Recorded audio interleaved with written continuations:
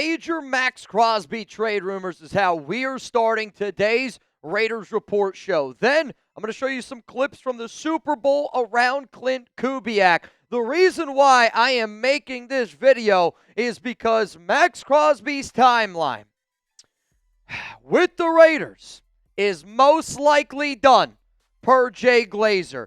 I know that we hear trade rumors every single year around Maxx Crosby. It's just the way that it is, and we got to be able to face the facts here. Until the Raiders start winning football games, the Maxx Crosby trade rumors are continuously going to pop up. But I do want to be very clear here. Glazer is somebody that is very well connected to Maxx.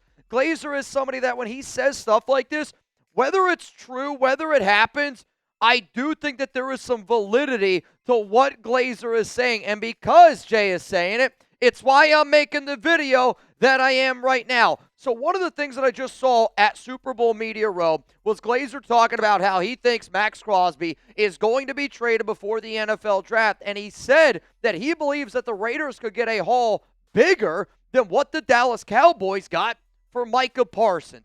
If you think that that's a crazy statement, personally, I think Maxx Crosby is a better player than Micah, especially now that I know that Micah's coming off an ACL, but it's also what Maxx does in the ground game, in the running game. The other reason is because Maxx's contract is so favorable out there, and we'll show you the contract details here in a little bit. But for those of you that do not remember, Micah Parsons was traded to the Green Bay Packers. The Packers, in return, gave up 2 first-round picks and Kenny Clark, a defensive tackle. So, I don't know what team ends up making this deal because I'll say this. I think 31 teams should be interested in 98 for the type of player that he is and for the type of person that he is on and off the field. My question to Raider Nation, my question to anybody that comes across this video, this is going to be the pinned comment. This is the number one thing that you should answer on the program. Would you trade Maxx for this? 2 first-round picks and a Pro Bowl starter. I'll let you pick whatever the hell Pro Bowl starter you want.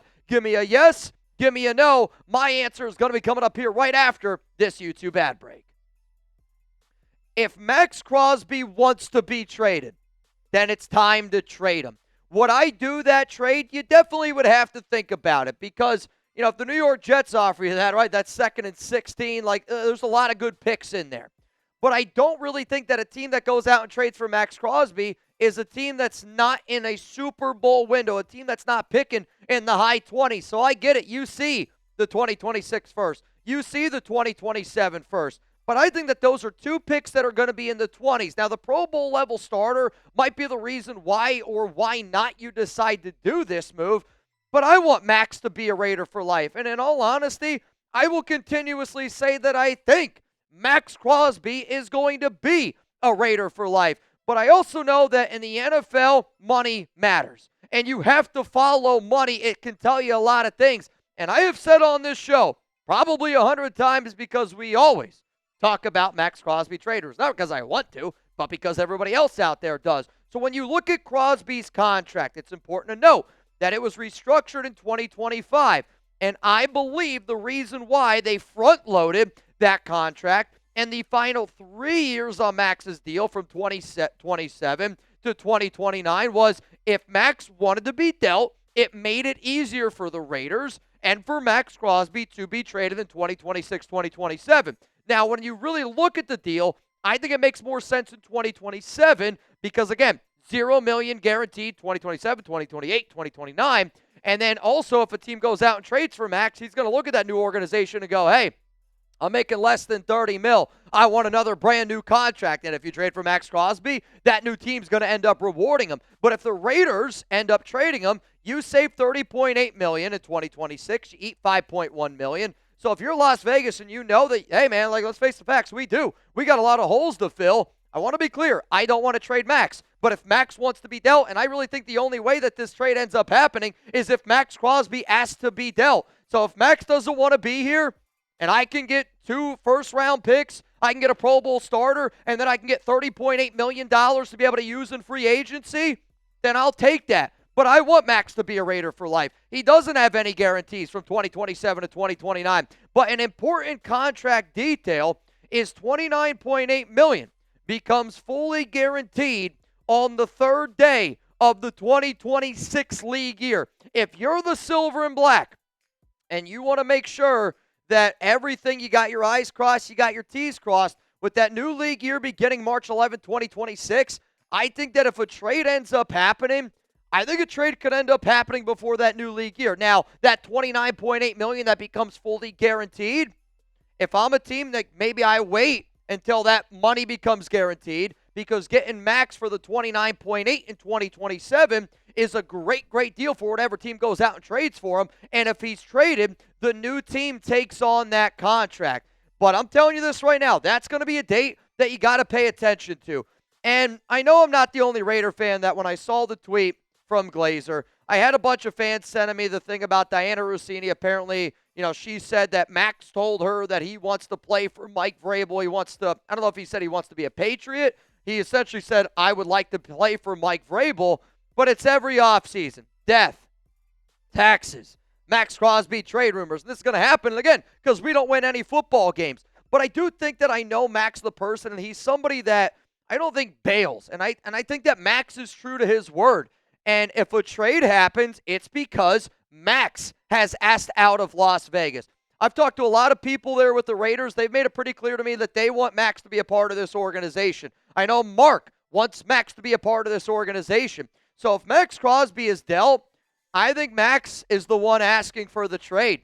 And in my personal opinion, you got to believe people until they give you a reason not to believe you, right? I mean, what else do we have to stand on? But Maxx has told all of us every single year, I want to be a Raider for life. I want to be a Raider for life. I've had Maxx family members tell me Maxx wants to be a Raider for life. I have had many people that are part of the Crosby team tell me Maxx wants to be a Raider for life. It's going to be the same thing every single offseason, and you're really just going to have to sit back, wait, and see. And that's a shitty answer, but I'll say this. If Maxx asks out of Las Vegas, then let him go. Nobody's above the shield. I'm excited about Klint Kubiak. I'm excited about the future of the Raiders. And if Maxx Crosby isn't excited about the 2026 and beyond Raiders, then I'm sorry. I think we're better off without him. And I will stand 10 toes on that because I'm done putting players. I've never have done it. You don't put anybody above the shield. Maxx, we want you to be a Raider for life. But if you don't want to be here, then I mean it. I'll take the draft capital, I'll take the extra money, and we'll get this thing going in the right direction, whether you want to be a part of it or whether you don't. But I want you to be a part of it because 2026 feels different. You have to admit, it feels different. Coming up next here on the show, we're going to show you some clips from the Super Bowl. In fact, the entire show that I thought I was going to do today was all around Klint Kubiak and all around some clips that we've been getting from Super Bowl Media Row. But here's the cool part. If you want more Maxx Crosby updates, of course I'm going to keep you up to date. Hit that subscribe button. If you also, though, want more Super Bowl clips, I'm actually heading there tomorrow. Jeremy Chugs and I are going to be in the building. We're going to be interviewing. We're going to be asking questions. I'm probably going to have to do some more digging around these Maxx Crosby trade rumors. There's no doubt about it. But if you want more videos from the Super Bowl, make sure you hit that subscribe button. Coming up here real quick, I'm going to show you a clip of what Seahawks tight end AJ Barner had to say about Klint Kubiak.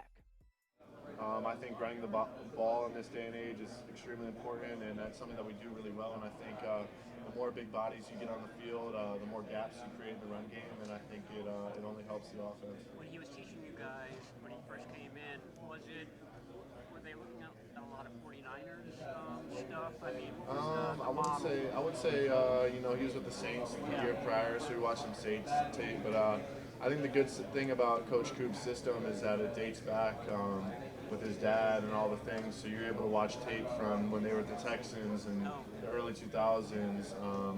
So I think that was beneficial as a player to just see multiple years of different guys executing the scheme. Watching Matt Shaw film. Yeah, Owen Daniels, tight end, some of the Denver Broncos tape. Was definitely able to go into the archives. Thank you. Yep. AJ, second year in the league.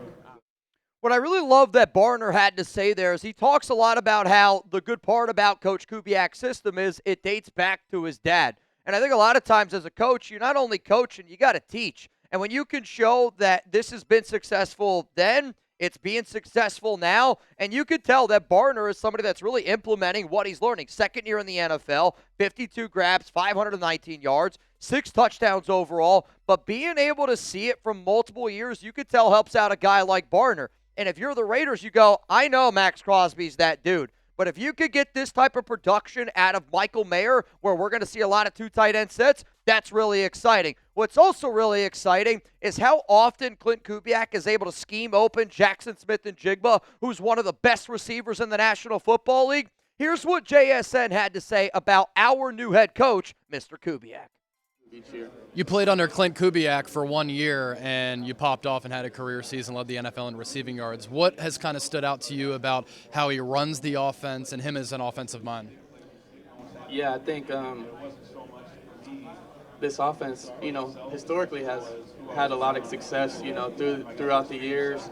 And I think, Clint does a great job just understanding players and putting them in the right position to succeed and making things look the same, the run game and the pass game. That's something that you need to have, if you want to win games. And, I think he just has an amazing understanding of the game. Huge shout out to our guy Chase Sr., who actually asked that question to JSN. And again, we got the Chat Sports team at the Super Bowl. But I love, he goes, what did Klint Kubiak do to help you have a career year? A year where he had 119 grabs, almost 1,800 yards, 10 touchdowns. This is what JSN essentially broke down that I heard. Talked about the historic Kubiak system. That's Barner, that's JSN, talking about the importance of that Gary Kubiak system in general. Clint's ability to put players in the right spot. How many times have we seen past Raiders coaches just clearly not use guys the correct way? Whether it's JPJ at center, whether it's playing guys like Devin White at your middle linebacker spot, putting people in the right spot is so important for coaching staffs. Making the pass game look like the run game. With Bowers, with Gentry, with a young rookie in Mendoza, that's going to be important. His understanding of the game is super, super critical. I have wanted a young, innovative, offensive-minded head coach, and everything JSN just said about there proves. Kubiak, young, innovative, offensive mind. Coming up next here, though, Kubiak gets love from Barner, got some love from his guys, JSN.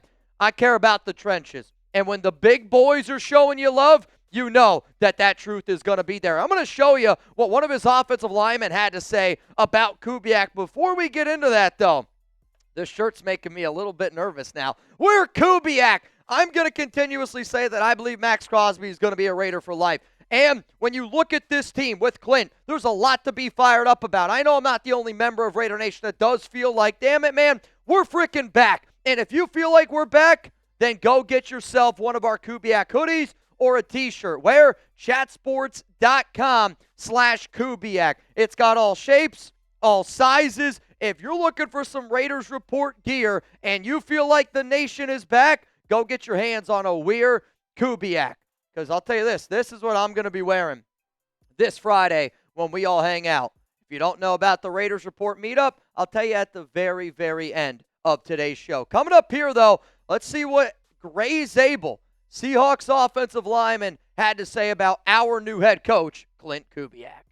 Is Clint like that too, your offensive coordinator? He seems like a fairly even-keeled, kind of soft-spoken person.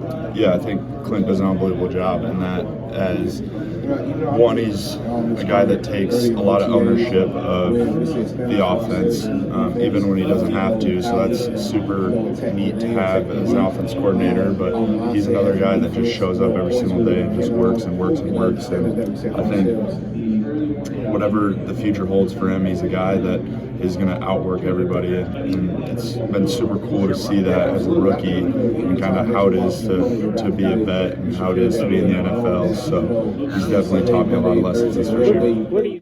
When you listen to that clip, you can just tell that he clearly respects Kubiak on and off the field. And when you have been as bad as what the Raiders have been over the past 23 years, you need a leader of men. You need a leader on and off the field. And I do think that teams really embody and resemble the leaders on their staff. It's why the Raiders were so bad last season, led by Geno Smith and Pete Carroll. But when the big boys on the interior show love to your head coach, makes your ground game better, makes the stars around you better. Because if you're not winning in the trenches, it doesn't really matter. This next clip, though, I think is really important because, yes, we talk a lot about Mendoza, but the importance of the running game is critical because we drafted Ashton Genty last season, and having a running game is really going to help our young rookie quarterback Mendoza be the best version of he is. So we're going to go back to my guy Gray, and he's going to talk about the offensive line and the importance of a running game in Kubiak's system.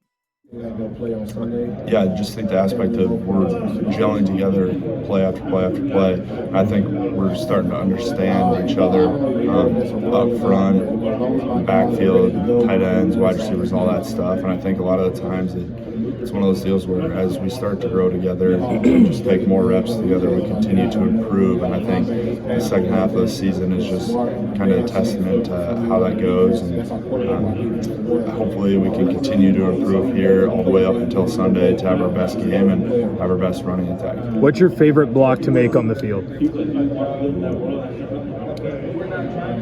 I don't know. I feel like getting out on a screen and trying to block like a linebacker. Get you in the newspaper. Yeah, true. Get some cool photos of you, but I think that's the coolest because you're able to show off your athletic ability out in space. That or maybe like a goal line type block that's just pure physical type block. So those would be my two favorites for sure. So when you have that type of ground game success, and they do it with multiple backs, Kenneth Walker, Zach Charbonnet, something that Adam Schefter said today was that Clint could potentially bring multiple coaching candidates with him over to Las Vegas. I dropped a video earlier this week about some potential candidates that Kubiak could potentially bring along with them, and maybe Rick Dennison, run game coordinator in Seattle. He was a senior offensive assistant in New Orleans with Kubiak back in 2024. Also with Kubiak in 2019 to 2021 in Minnesota as the offensive line coach, run game coordinator, and senior advisor. Clint, this is the fun part, was an offensive assistant for Dennison when he was the Denver offensive coordinator in 2016. Again, you're hiring Clint to be the best version of himself. If you want Clint to be the best version of himself, maybe you decide to bring in some people that have helped him be the person that we're hiring. Another coach that you could see potentially come over with Clint is Justin Hutton. He was the Broncos OC in 2022 when Kubiak was the pass game coordinator and quarterback coach. Has Shanahan ties in 2016, which same as Kubiak. Also, he worked with Vrabel, Mike Vrabel in Tennessee, as the running back coach and run game coordinator in the year 2023. It's not 29-23 yet. If it is, man, I'll tell you this, I look freaking phenomenal for being the age that I'm at. But bringing in certain coaches can help you, again, be the best version of yourself. I got one more clip here coming up from Grey Zabel, but that's only because you guys know I love the big guys on the interior. There was a span where I was coming in early for treatment, or what I thought was early at the time, and his car was already parked there before I even got there. It's every single day it's like that, and I think it's a show up before everybody and leave after everybody mentality, and I think that's what he's really good at, and he's going to continue to have success because of the work ethic that he has. I want you all to hit that like button if you think Klint Kubiak is a football guy. At the end of the day, I want somebody that eats, breathes, loves everything about the Raiders. I feel like so many past years we've tried to bring in Pete Carroll. He was a Seahawks great. Josh McDaniels, a New England great. I want somebody that wants to make his legacy with the Raiders. And when you get a dude that's first guy in, last guy to leave, I know a lot of times people say it, but Clint's been known to be that dude. I want a football guy. I also think that you can learn from other football guys. Mike McDonald is one of the best coaches in the NFL. It's why the Seattle Seahawks look the way they do. Listen to what current Seahawks head coach had to say about why him and his staff decided to bring in Klint Kubiak last offseason. Congratulations on the great season. Thank you. What went into the process of hiring Klint Kubiak in the offseason, and how do you think he's had the impact that he's had on your team? Well, there's a benefit of us kind of being out in front of it. So, and I haven't really had an opportunity to cast a wide net and talk to a lot of people. There's a lot of great coaches that were available last year. So, in a classic Mike fashion, took my time, probably overthought it a bit, talked to a lot of great people. I think as the process really unwound, it became very clear that, and Clint was the first person we talked to, that not only was he going to bring a great staff, it was a great plan. I think our visions were aligned on what we were trying to create, and just became very clear that he's going to be a great partner to work with. So excited for him. He's done a great job. It's been a lot of fun to work with him. and we got one more game to go. Again, a lot of respect coming in there from Mike McDonald. But the other thing that he mentioned was that he kind of, really liked Clint because of the plan that he could put together, that he felt like he was going to be able to put a staff together. And it's super important because you're not just hiring the head coach. You're hiring a staff. Look at the Raiders staff this past year. Not a very good staff. Didn't agree with a lot of the things the front office was doing. So I expect Clint to be able to bring his staff over with him. And I'm going to throw out 10 coaches. That's a lot of coaches. And these are some names that I do think potentially could follow Klint Kubiak to the Las Vegas Raiders. If you want a more in-depth video, go check out the video that I did drop earlier in the week about some coaches, every single one of these names that could follow Clint to Las Vegas. Before I hop on out of here, I don't want y'all to miss the event that we got going on Friday. It's going to be a packed house. Friday, February 6th, 7 to 10 p.m., and I have a feeling we're going to be there a little bit longer because of all the names that I've heard are showing up. Fairway Zone Sports Bar and Lounge, giveaways, prizes, food, drink, little Raider talk. Sounds like the Raiders report to me. I can't wait to meet each and every one of y'all, and it's hard to believe that it's only a few days away. The only way that this event's going to be spoiled is if Maxx Crosby gets traded.